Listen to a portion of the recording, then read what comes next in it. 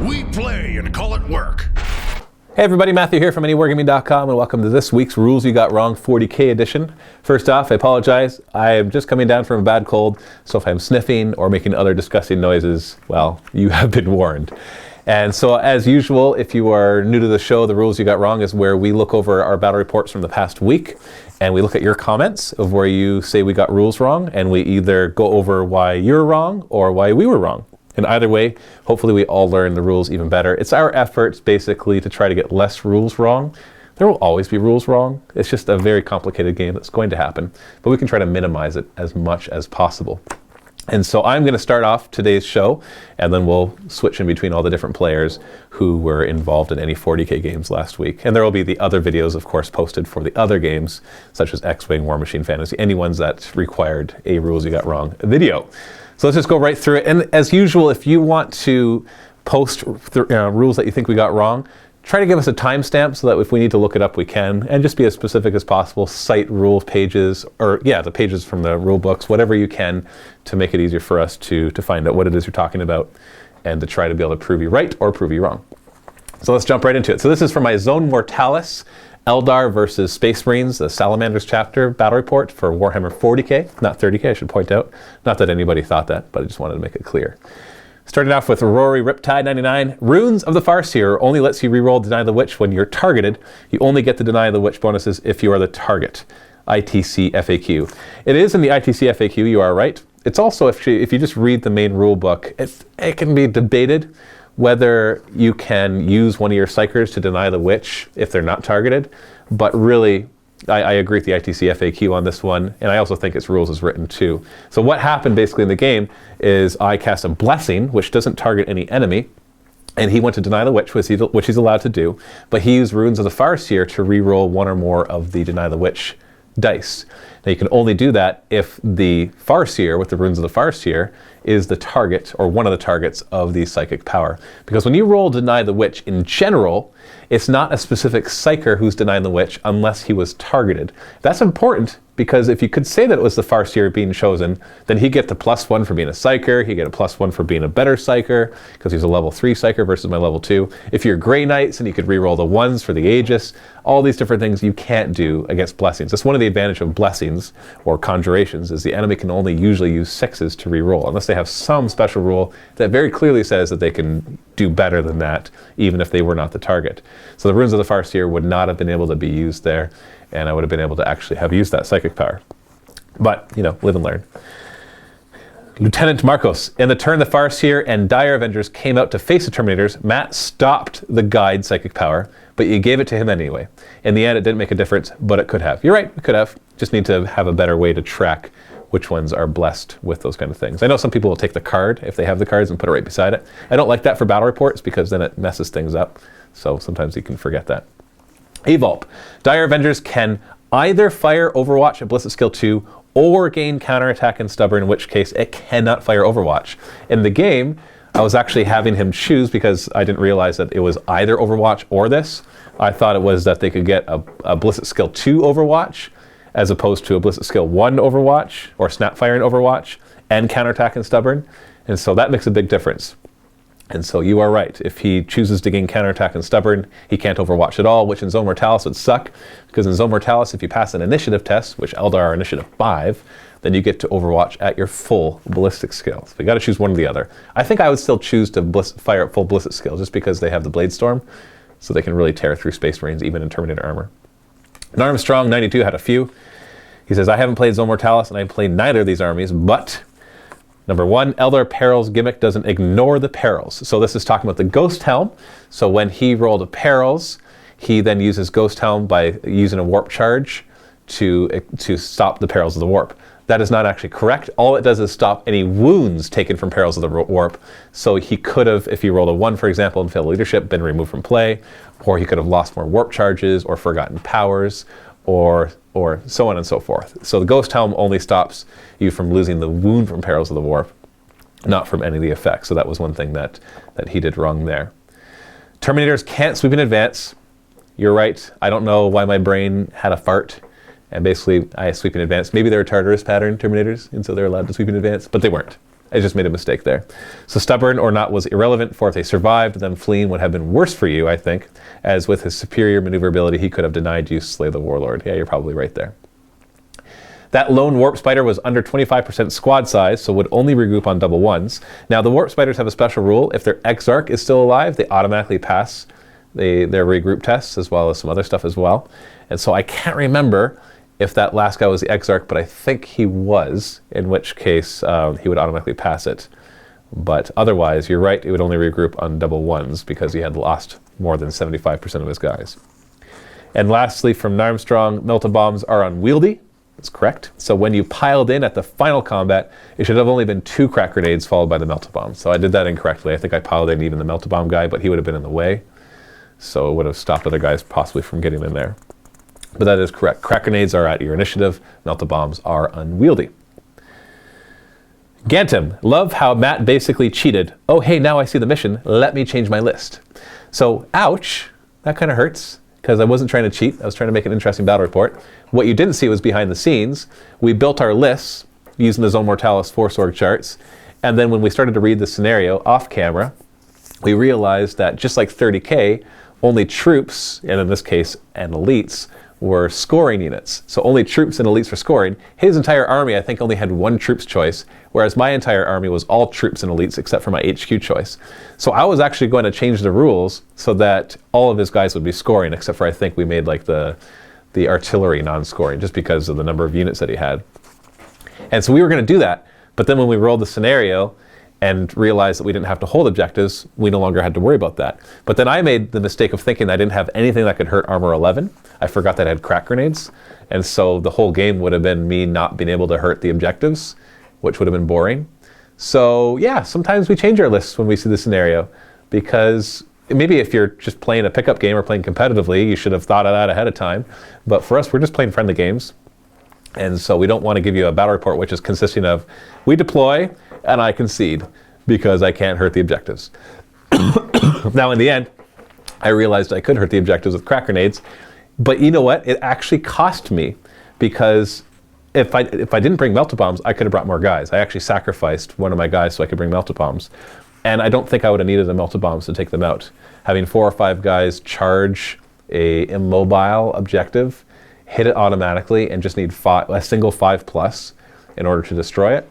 It's possible that that wouldn't have done as well as the melta-bomb, but let's face it, it probably hurt me more than helped me to add melta-bombs to my army.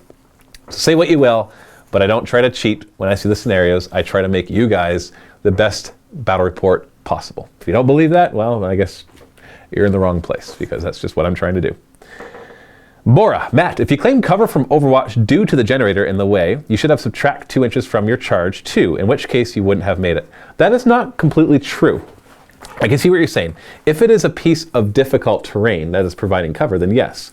But if you actually look at it, it looked more like a piece of impassable terrain, in which case you would charge around it. If, for example, there's a wall and your model is partially blocked by the wall, then when they shoot at you, you get cover against the Overwatch, but you're not going through difficult terrain to go through that wall. Now, unless it's a wall of ruins, of course, but that's different because you'd already be in ruins. But I'm talking about an impassable wall like in Zone Mortalis, because then your charge would just be around it, which wouldn't lose you hardly any distance, like a fraction of an inch there.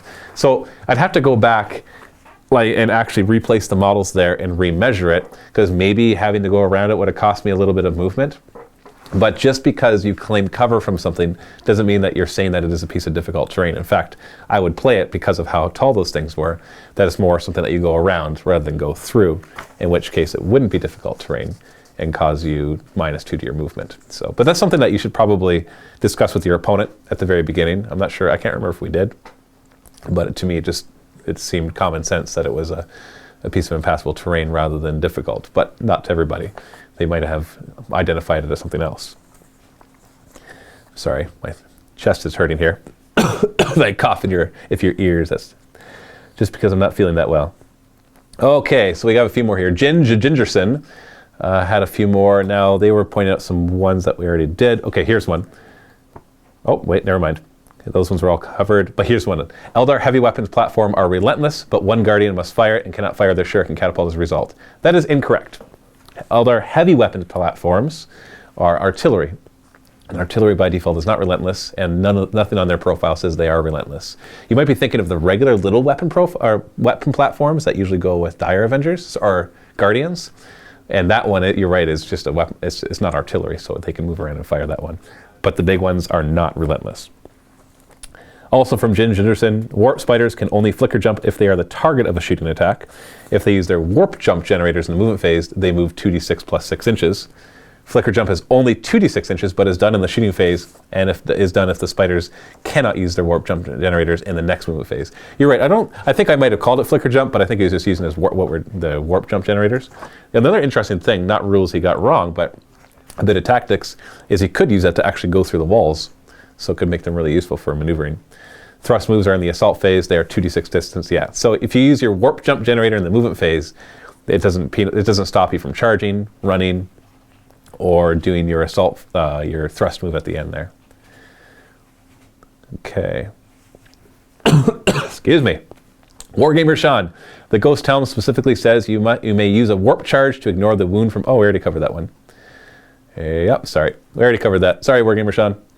Good Steve 123. Doesn't the Farseer lose his 4++, so it's 4+ invulnerable, if he uses his reroll in the psychic phase? I looked it up, and there's nothing that says that. Maybe it used to be that way, that if you expended it, you didn't get your 4+ invuln. But I checked everything in there: Runes of the Farseer, Ghost Helm, his runic armor.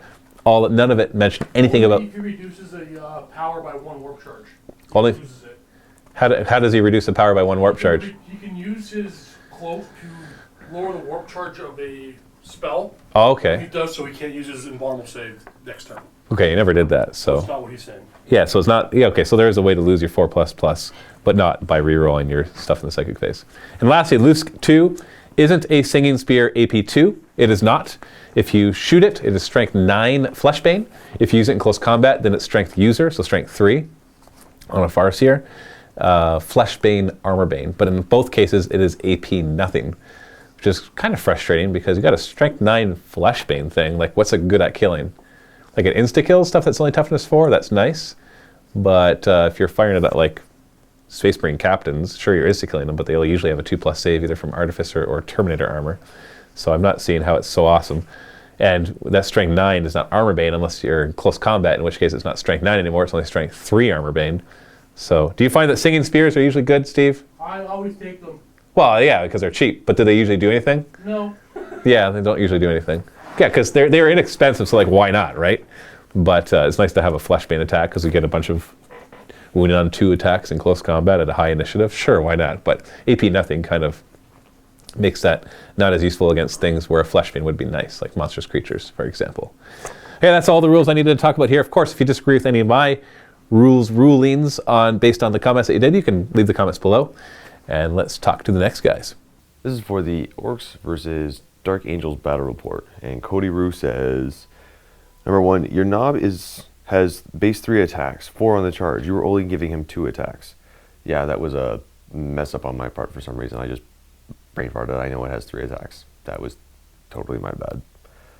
Mob rule, you roll 4, 5, or 6, and you have 10 boys in the squad in order to pass a morale check. If you have less than that, hence why you have to spend 5 points on a boss pull to get that 1 to 3 result.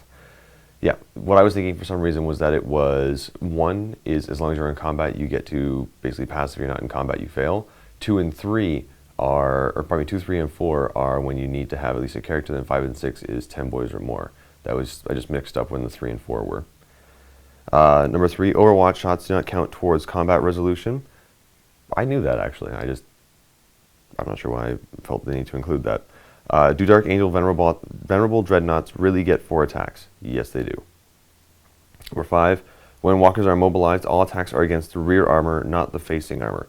Again, for some reason I thought it was when a walker is immobilized, it's just whichever armor your model is facing at the time. It is actually treated like a regular vehicle, so all melee attacks are treated at the rear armor. You had your Pain Boy take an armor save versus bolter fire. Yeah, that was just a brain fart on my part. I keep forgetting that bolters have AP 5. So, and bikers are base strength 3, not 4. So Hammer of Wrath are at strength 3. Again, that was me actually mixing it up with Space Marine bikes. And When your bike's charged early on, I think you attacked at strength 4 instead of strength 3. No fear is charged bonus when you're charged. Yeah, again, that was me mixing them up with Space Marine bikes, not Orc bikes. So these are all mistakes that I'm going to make sure I don't make in the future. A lot of it was just a brain fart on my part when I was playing, because I was mixing it up with other armies or other stats from other models. So I apologize. We won't see those mistakes in future battle reports. This is for the Ultramarines versus Grey Knight battle report, and DS69 says, Space Marines have and they shall know no fear, so they can't be killed by a sweeping advance. That is correct. That was, I don't know what happened there, but basically, yeah, because of they shall know no fear, whenever you are caught in a sweeping advance, you automatically turn around and continue the combat. So yeah, that was a mistake on my part. And then Fleshcraft said, basically a lot of these are for the Vindicare, but the Vindicare's ammo is AP2, so it would have been +1 to the damage roll. No feel, no pain for the Vindicare because Amelta is strength 8, so it would have been double its toughness. He has stealth, so I think we did put that into account when we actually shot at him, because he was hiding out in the terrain plus with the stealth stacked on top of it, but I think he rolled a 1. And then he's leadership 10 and fearless, so there wouldn't have been a morale check, but I don't think that came into play, because I don't think he... Actually, he may have ran, we charged him, so that might have been the reason why he died. Grav cannons are salvo 3-5, yeah. What I was doing was I kept thinking that because I was moving the squad, I moved him, like the one model that had the grav gun, or probably the grav cannon, because I had the squad moving around, but not that model. I thought it was still, since the squad moved, he's treated as moving. That's not correct. It's every individual model that moves. So if I move the squad around but keep that model stationary, he's still able to shoot at salvo 5. And bikers are Marines, so after failing morale and being catch, they are not wiped out. So again, bikes also have the rule they shall know no fear, so it's treated the same way as a regular Marine when they fall back. It doesn't automatically wipe them out, they just turn around and continue in the combat. Alright, here's some from Dark Angels vs. Space Wolves, episode 35. Oh, here we go. There's a little break there. I didn't know you printed it. The first comment is rules, FYI. Respond. No, this is the break here. At 25 minutes and 6 seconds, Pashers cannot shoot if their transporter has popped smoke, moved flat out. It's not true. The reverse is also not permitted. So you can't move flat out and pop smoke. You can't shoot and pop smoke. Yep. Yeah. Yep. I messed that one up. A Wolf Guard 5 days ago said, it makes no difference as the Wolfen easily wiped out units anyway, but you have weapon skill 4, so you should have been hitting on 4s, not 3s. Right. 100% they have weapon skill 4. I don't know where I got caught up on weapon skill 5. You should have weapon skill 5. They need it. Sand Tiger says, shouldn't have been rolling for Curse the Wolfen table. I never saw you do that. Shouldn't you have been rolling? I didn't really have any circumstances where it would come up. I only think I had 1 or 2 units in the army that could be affected by it, because the Wolfen themselves are not affected by Curse the Wolfen. So you had nobody in range? I didn't have anybody in range. Fair enough. Also, Thunderwolf Cavalry have Hammer of the Wrath. You should have been rolling to wound whenever you charge infantry units that you did. Yep. I completely forgot about Hammer of Wrath. I think the entire bat rep there. Josh, the Orgy of Slaughter rule from the Wolfen Murder Pack, page 43. Mm-hmm. 2 hits of 6 are an additional attack. We also have an additional tax that hit would also affect the additional tax that hit on a 6 as well. Kind of like Age of Sigmar rules there. Basically with that formation, if I roll a hit on a 6, I can generate an extra attack. I think I caught that sometimes, but I must have missed at least a couple there. So, yep. Hey, Big Bang A1. Josh, you have a Storm Shield in the Wolfen squad that was shot down by a plasma at the 42 mark. The 3+ save could have saved the squad. You forgot your invuln, eh? I forgot my invuln. I think I just I rolled on my saves, forgetting that I had 1 shield left in there, and yep, it killed the unit. Damon V 0135. How are they overwatching a full ballistic skill? That is because that was my opponent playing Dark Angels, and that's was it Lion's Blade? Lion's Blade Strike Force. That's what they do. Yep, that's what they do.